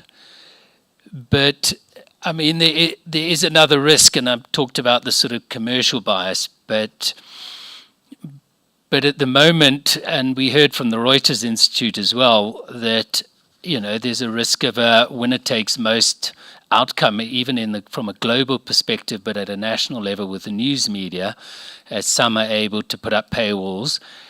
But it's also the same companies that are also doing deals with Google on news. They're doing deals with OpenAI on news. And so we're seeing, a few global powerhouse brands, mostly from Europe or the US, getting enormous amounts of funding from different sources, but a complete desert happening, at least across the African continent in South Africa. So do you not see a risk that the strategy at the moment is just going to reinforce some of the, let's say, lack of diversity in the news media and concentration in the news media? I think I would say that is not our intention. Our intention is not to as you said, confirm or get to an outcome that is the one that you described. And we share the concerns about having as broad as universal engagement and training as possible. And we hope we'll be able to engage as we said. And we also hope to be a disruptor, and we think we are a disruptor in that we're empowering many other people to engage and innovate and participate. And we hope that continues across the spectrum of industries. Yeah, and I think we welcome the disruption, and I think, Andrea, we accept it may not be your intent. But I think you can recognize that may still be the outcome despite what your intentions are. Would you accept that? I think probably it's too early to say now because there are lots of developments and it's very dynamic at the moment. So before talking about outcomes, I think it's important that we just all keep working together and having constructive engagements and dialogues, as we said so far. And I want to mention that, yeah, I mean, what we've seen is that there are open source models out there that so many people are building on, and then there's people building on proprietary models like us. We would hope that some news media organizations build on us, on other people, on open source to, expand their reach, to, reach people in new and different ways, to engage, to create new products and services, to reinvent new different ways of communication. And we think that there's literally, thousands to millions of companies and developers building on our model, on other people's models, on open source models, on so many different models out there. And to just focus narrowly on one company versus everything that's happening out there in a very dynamic industry, and the potential for what could happen based on so much that's different and new with generative AI. Yeah, and Hedy, it is new, but obviously you're the poster child for the AI, and you do have a large valuation based on your success to date. You do have the backing of one of the largest companies, Microsoft, at least on some of the stuff. So I accept there's many others out there that are trying to do things, but I think that doesn't necessarily take away from some of the responsibility of OpenAI, at least as a flag bearer in all of this. And, we were the first to create opt-out. We are trying to do, we are working to lead in being responsible and on safety practices and on a lot of other areas. And we are trying to fulfill our guiding light is our mission as a nonprofit with a capped profit subsidiary, where the amount that investors or employees, for that matter, can receive is capped, and everything else goes to the nonprofit, and that is how it has been structured. Because I think we don't have time to explore in this session alone, but I think one has to explore this opt-out. Is it a real choice or not? I think we have heard of other proposals, such as, even if it is a small collection agency or an opt-in basis. But I think it seems the current option may not be, it may be serving the interests of some of the biggest news organizations in the world, but our inquiry is looking at South Africa and also the diversity in South Africa, which you would maybe not obviously be familiar with, but the importance of different newspapers at a local, regional level in different African languages to provide that voice. And that is part of our scope, is to explore that and how some of these would be impacting on that. But there, I think the concern of the South African media, as with media elsewhere, has been, to what extent is their hard work being used to generate profits in the tech industry that they're not privy to. And at the moment, at least South African media is not even part of the discussions. But hopefully, as Andrea said, that will change going forward. I mean, I wanted to just pick up a question for you, Hedy, is, and we discussed this a bit with Professor Marivati, but yeah, there is a risk everyone shuts off access to Common Crawl, maybe to OpenAI, to everyone else. That may then enable biases to be introduced in the future because not all information is available. So what is the solution here, do you think, looking forward? I mean, there are concerns in the media. You've done some bespoke deals, but the concerns go beyond those companies. Where do you see a vision of that happy balance where some of the information is available for AI development, but there is potentially some fair compensation for those who put in some of the hard work and that you recognize with the biggest publishers in any event? Right. I mean, one thing I want to say is that the deals that we've announced with publishers have been more focused on the display and the user experience and particular,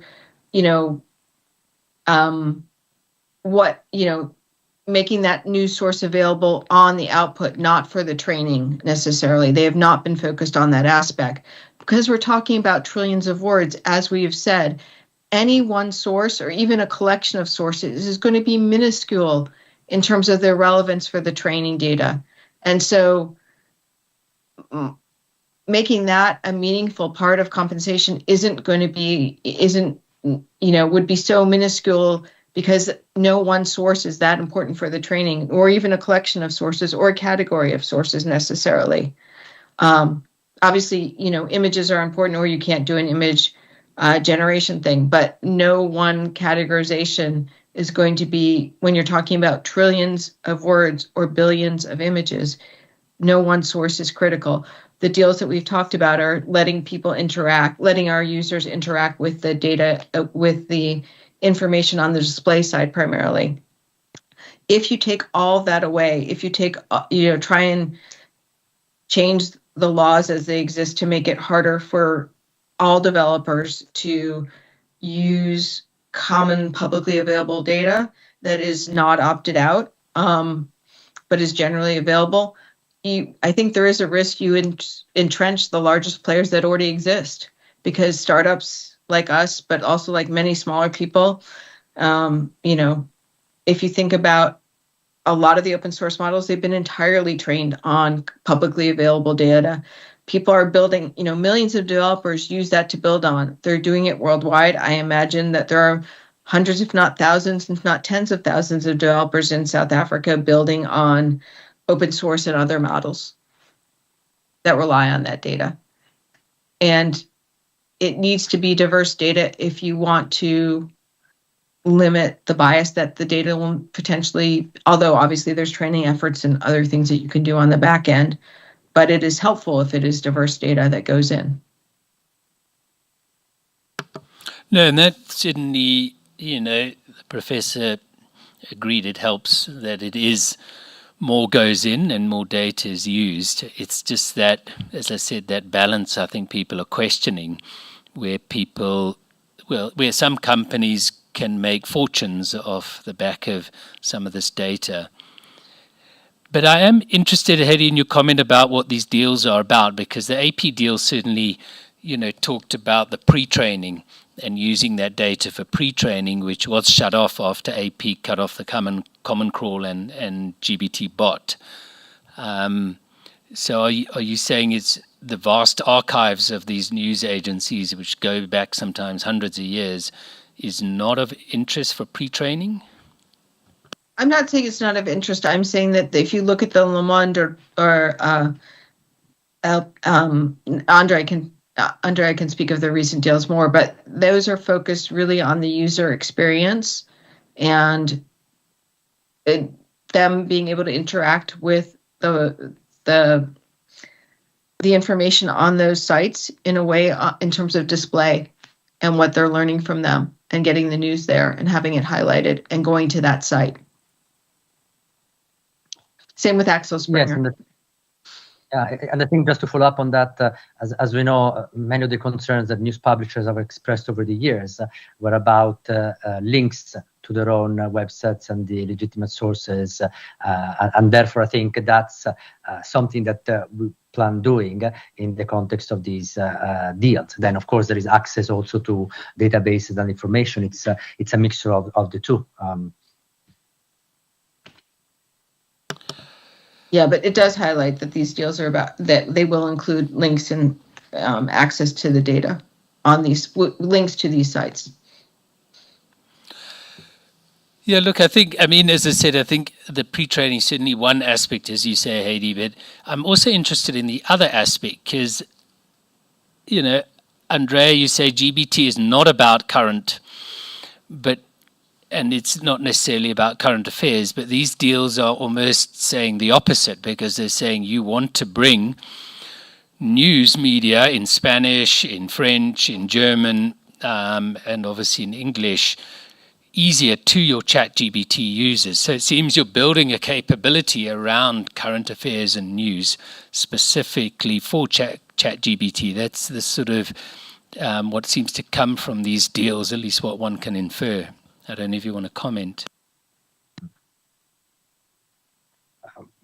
Well, the deals have not been implemented yet, and there's a lot of research and discussions. So whenever that's been made available to consumers, I'm sure it will be publicly explained. But at the moment, there is a cutoff date for the data is available, and no current news are available to the GPT models. I do want to say one thing. Unless yeah. browsers. Yeah, I do want to say that this whole discussion has been focused on news media But what we need to recognize is that ChatGPT is used for so many things that have nothing to do with the news media. I mean, people use it to code, people use it to plan trips, people use it to understand problems, people use it to help them translate, a passage in something they've written. There's a huge amount of uses that have absolutely nothing to do with current events or news. Not to say that, and I'm not diminishing the importance of news or current events, but just recognizing that if you look at all the use cases, so many of them have nothing to do with that. Not to say that news and current information is not important, but recognize it's only one facet of what people use our generative AI or many other types of generative AI for. Yeah, and we've heard similar comments from search and social media that it seems news seems to have some prominence as a use case. And just what, your Chief Operating Officer, Brad Lightcap, said of Axel Springer, the deal will help provide people with new ways to access quality real-time news content through our AI tools. And he said a similar thing about Le Monde and Prisa Media, where the goal is to enable ChatGPT users around the world to connect with the news in new ways that are interactive and insightful. So it just seems that you have recognized that building capabilities around news may be something your users want or desire, and bringing that real-time aspect is something you wish to bring about. Is that we have to recognize that we've operated for years with cutoff dates that meant that we really didn't have access to real-time news or real-time events. And that is an aspect of the world, and people are using our technology to understand, like, what the doctor said to me, what does that really mean, to help me understand what just happened in Russia. And so there's a whole variety of things, and it's a full picture. And so we're sort of, I think all I was trying to say was that there's so many more uses that we have to recognize, like writing code or writing a poem or helping write an essay or helping write a toast for somebody. And that's a lot of what the model does. Yeah, and also OpenAI does not track user behavior in a way that specifically measures news consumptions. I think that's another important point that we wanted to underline. As I said, also there are all these other uses, but we don't specifically target or try to measure news consumption. Right, and very important to reiterate, since we don't sell data, and we don't sell our data, user data, and we don't sell advertising, we have a very much different business model, and we're also obviously controlled by a nonprofit and have that mission. But it means our products are out there with people being able to make other choices, and certain people to maybe be able to offer different things than we're able to offer, because we don't make those choices, and we don't have revenue flow from that. Heidi, I agree with you that, that this is a very, very different model, but a number of media organizations came before the panel and expressed concern that the search capabilities of generative AI was such that you would be able to actually ask what was happening in terms of the news and get a summary of what was happening. And yes, certainly in ChatGPT, you can get references back to the news stories, but people are unlikely to click on those quotation marks, and so there's real concern about the potential impact on they're already losing search click-throughs, that they might lose even further with AI being able to just summarize news for paying clients.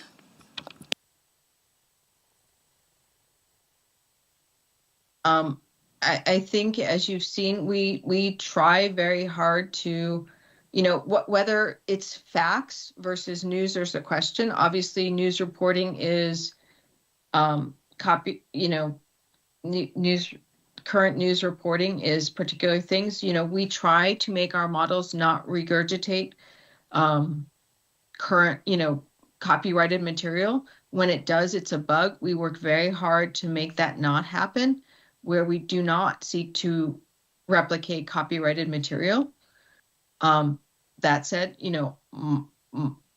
it's a continuing effort to make sure that we do not regurgitate things that it should not be doing. I think we've been encouraged about some of the progress that we've made in that area, and we'll continue to work on that.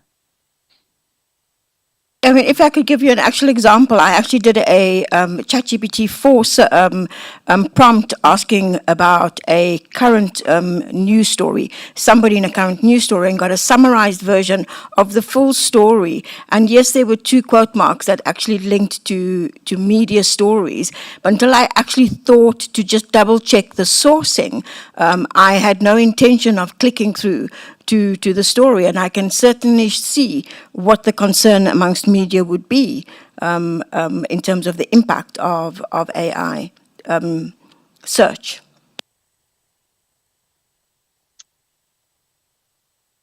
Well, and I think, I think this is part of our efforts to engage in an ongoing dialogue with creators, with news publishers, and to reach the types of deals, as Heidi and Andrea have talked about, that speak not only to just the engagement with the data, but also interactive and other features that will be mutually beneficial, all with the understanding that we are doing this, because we think it's the right thing to do.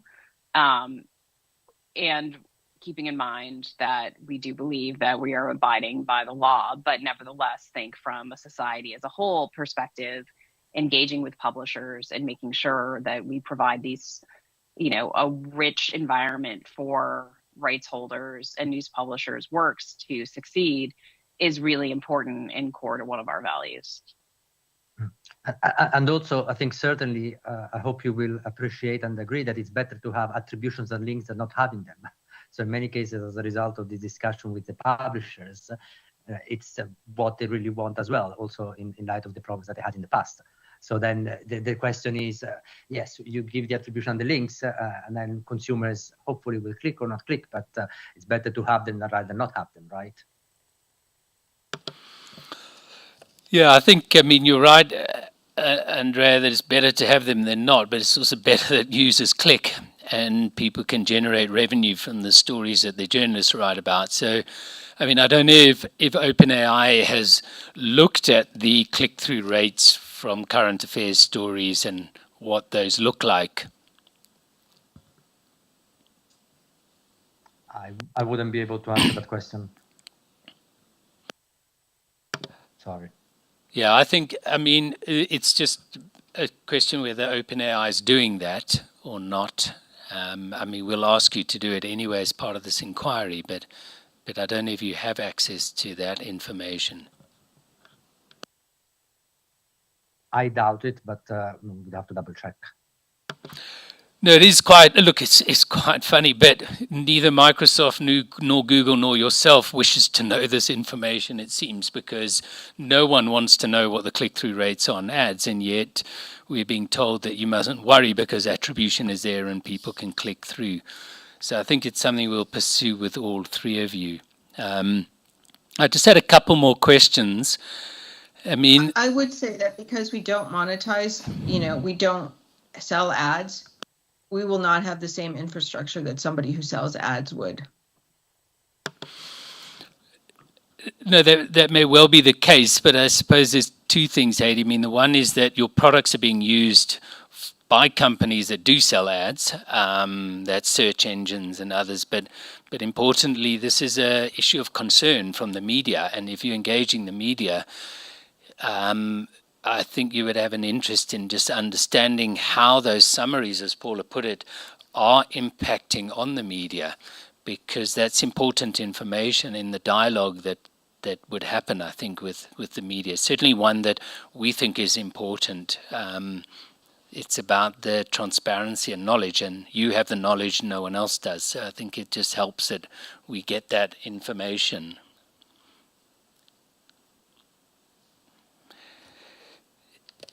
Just on to, I mean, Andrea, you mentioned that that you've stopped this requests of users to do something in the style of a leading artist.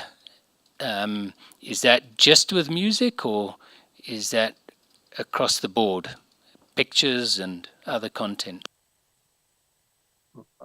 I think it's I mentioned in the context of Dolly, which is the one that generates images, and the model is trained in a way that they cannot replicate or generate anything in the style of living artists.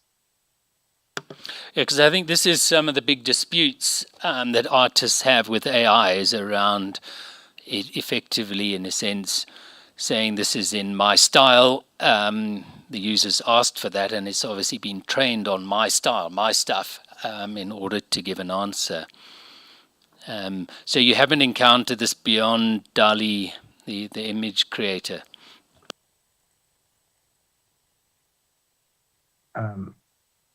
Well, Sora is not a product that is available yet. That's the only other one that can come to mind at the moment. So I think this is expressly referring to the product that is able to generate images. And that definitely the model is trained not to generate anything in the style of living artists. But I think it's consistent with our approach to protect creators, to keep engaging and respecting the community and having dialogues. So we don't want to go out there into a direction that would be upsetting the living artists or creators.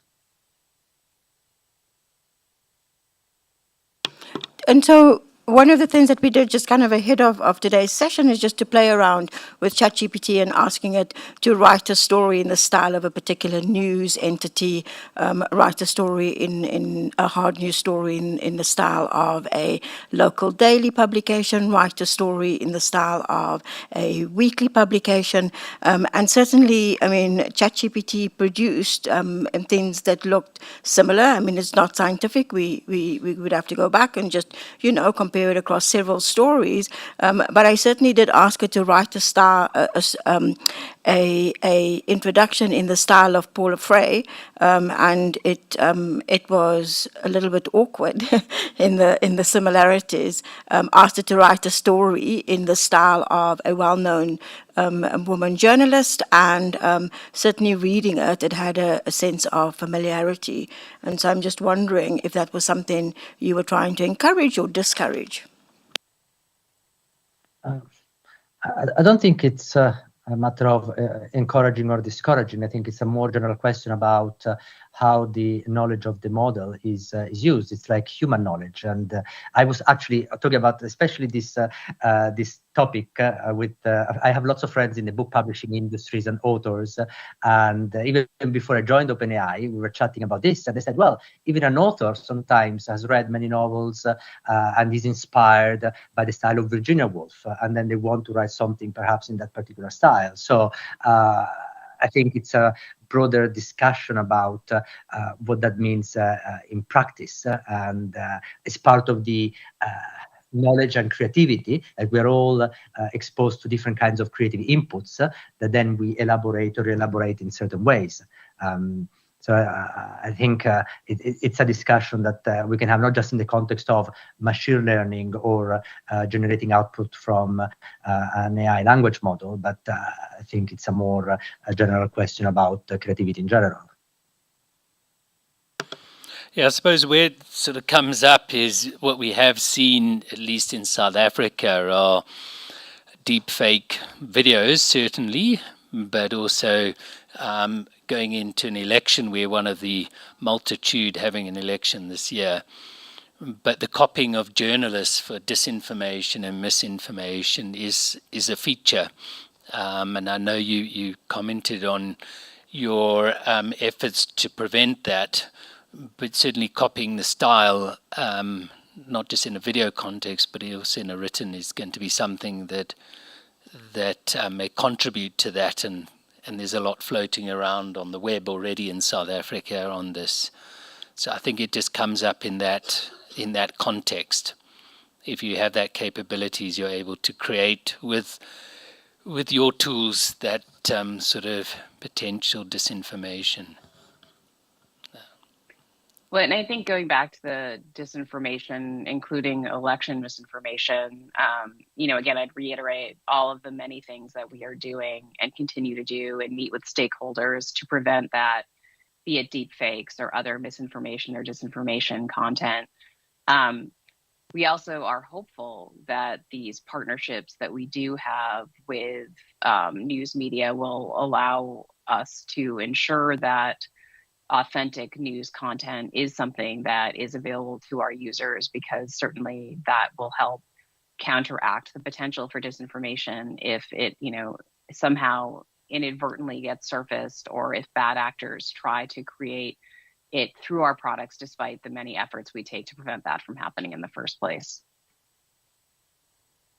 And I know we're well over the time that we had originally planned had spoken and agreed with the commission. So I don't know if we're close to wrapping up, because I'm sure you have other people testifying and.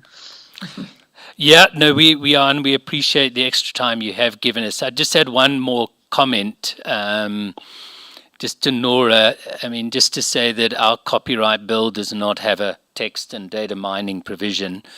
And our fair use certainly doesn't single out AI. It may be that it's not up to date, but it does have a preclusion for use that may substitute for the work there in question. So I think the concern certainly that I hear from the media, and what Paul articulated, is where summaries are created from their content that may substitute for going to those websites direct. But it's something we'll pick up. I just wanted to, at least in the public hearings, indicate that we don't necessarily agree with that position that OpenAI has taken, but that is more of a legal question. Yeah, and if I just make one comment on that, and I appreciate that. And, similarly, I think fair use doctrines in other jurisdictions likewise have not been updated to speak directly to AI. Nevertheless, we think that they, have persisted throughout different types of innovation. And the goal of our large language model is not to substitute for the work, right? That would be a bug. We do not want to reproduce or regurgitate any kind of content that happens to be in the training set. To the contrary, and as we said before, we're training on, trillions and billions of different types of data in an effort to predict a new response, a creative response. And so we certainly do not think that it is a substitute.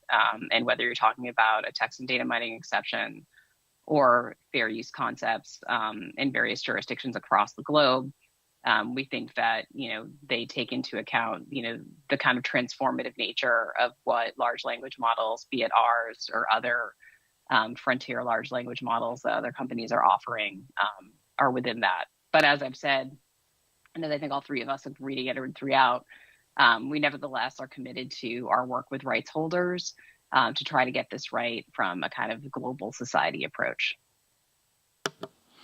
Yeah, and thank you. And sorry, Andrea, go ahead. Yeah, no. No, sorry, just before we close off, because I just heard that today our team has spoken to a South African media company. Therefore, I think we can end on a positive note that we wanted to let the Commission know. So your hearings are already having a positive impact. No, well, thank you, Andrea. And I think obviously having public hearings, these issues are not isolated to some of the global north alone. And I'm glad you are starting to have interactions with South African media. Obviously, we have asked you to interact with this inquiry and to engage the inquiry. And in that process, you may well engage with the local media. But I think it's probably to the benefit of also of OpenAI that it does broaden its net in terms of who it engages and who it hears from in looking for certain solutions. But I do want to commend the OpenAI team for coming here and engaging the inquiry in South Africa.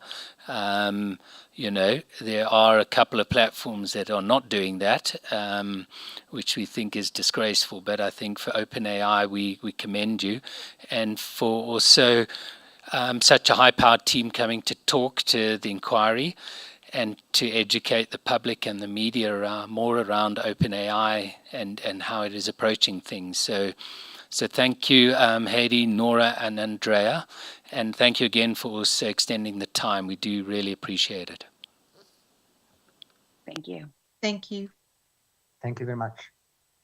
And with that, we'll close for today, and we'll resume tomorrow afternoon with YouTube and then Google Ad Tech.